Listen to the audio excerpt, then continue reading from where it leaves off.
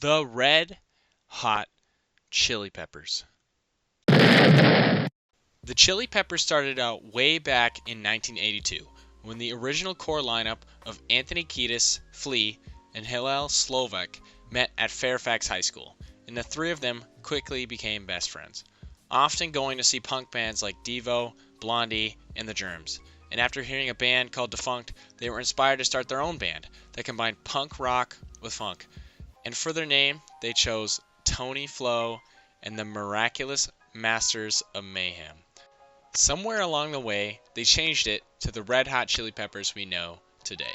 The exact origin of who came up with the name seems to be something they argue about often. But either way, they started playing local shows around LA and quickly started to get noticed in the scene, as well as local media outlets like LA Weekly. They also got a fair amount of attention from the punk scene, since Flea was also playing bass in the band called Fear, who were really in the spotlight at the time after their notorious performance on Saturday Night Live, where they brought 50 punks along with them who basically just trashed the set.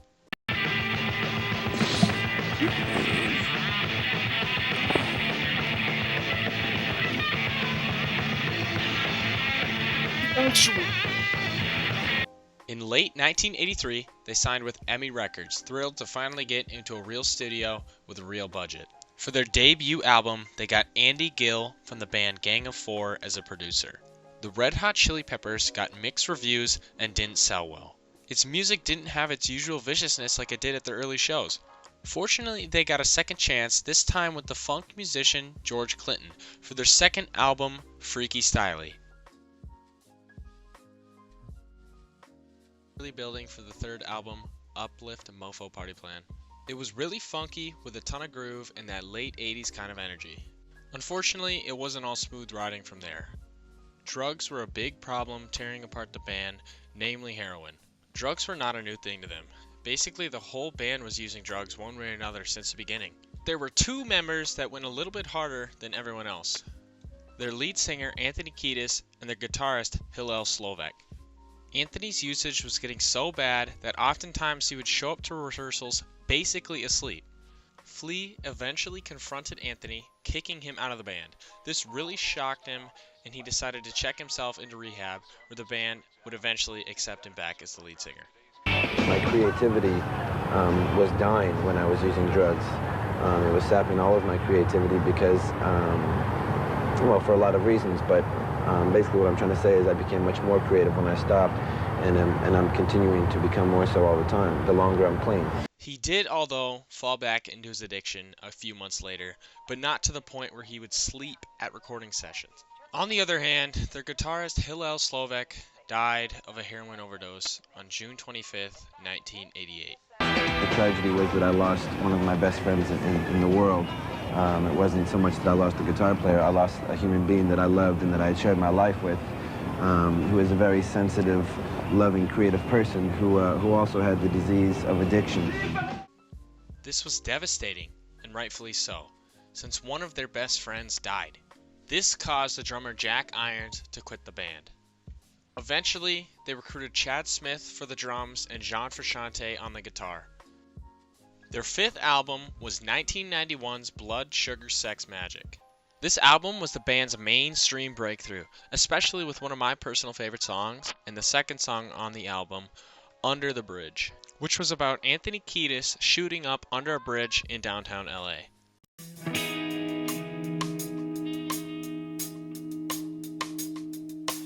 I don't ever wanna feel like I did that day. Take me to the place I love. Take me all the way. I don't ever. The album ended up hitting number 2 on Billboard, and they ended up going on tour with Nirvana and Pearl Jam when they were at the peak of their success. That's it. They had officially arrived as a mainstream hit.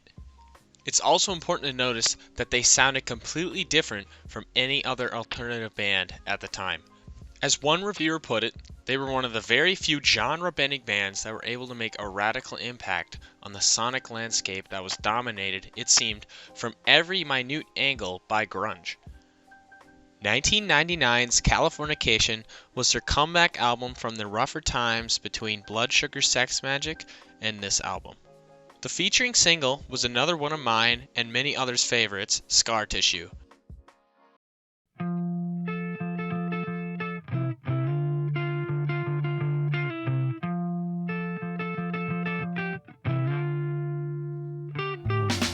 Scar tissue that I wish you saw. Sarcastic Mr. Know-It-All. I'll close your eyes and I'll kiss you, 'cause with the birds I'll share.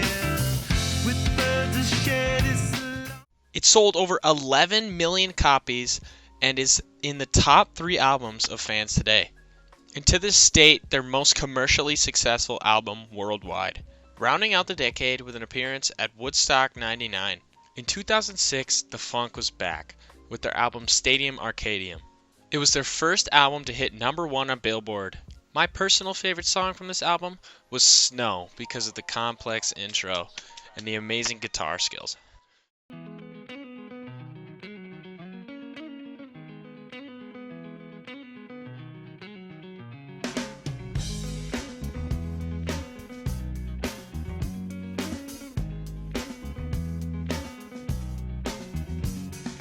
Come to decide that the things that I tried were. John Frusciante would leave the band for his second time in the Red Hot Chili Peppers career, but this time for good, being replaced by Josh Klinghoffer, all the way through 2 albums and eventually leaving in 2019 due to some big news.